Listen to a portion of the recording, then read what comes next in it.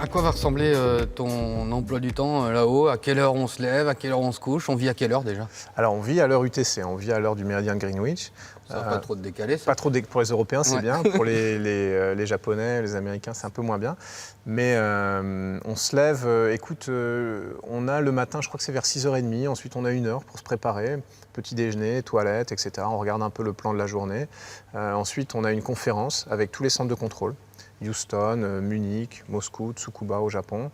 On passe en revue le plan de la journée, les questions sur ce qui s'est passé hier, les questions sur ce qui va se passer aujourd'hui. Ensuite, chacun va travailler.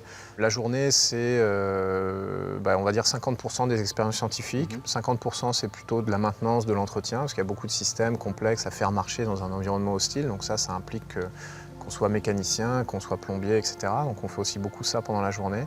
Et puis 2 heures de sport. Souvent le midi, on n'a pas le temps de manger tous ensemble, donc on attrape une petite boîte Alain Ducasse ou Thierry Marx. Je crois que tu t'es fait bien soigner là sur le coup. C'est pour les repas de fête, c'est pas pour tous les jours.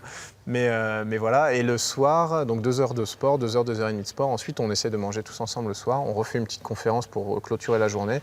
Et après, chacun vaque à ses occupations. Et puis, il n'y a pas de couvre-feu, mais ça dépend du rythme des gens. Je pense qu'on se couche à minuit, 1h. Il y a 3 moments qui sont vraiment super. C'est le décollage, comme tu dis, être à la pointe de la fusée, là, partir à 28 000 km/h. Je ne sais pas ce que c'est, mais c'est peut-être Mach 25. Enfin, Mach, ça ne veut plus dire grand-chose, mais c'est quand même très, très vite. C'est quand même des sensations incroyables.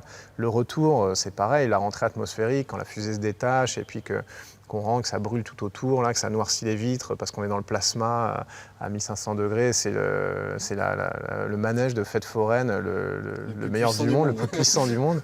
Donc ça, c'est des sensations géniales. Et puis, je pense aussi la sortie extravéhiculaire, si j'ai la chance d'en faire une, parce que là, on est dans son mini vaisseau spatial. On a une mince couche de plexiglas entre le rien total, le vide, le froid et puis la vie. Donc, c'est vraiment, je pense, la meilleure expérience en termes de voler qu'on puisse avoir, parce que là, ça y est, on vole tout seul, soi-même, dans son mini-vaisseau au-dessus de la Terre. On voit la Terre défiler en dessous à 450 km sous les semelles. C'est des super sensations.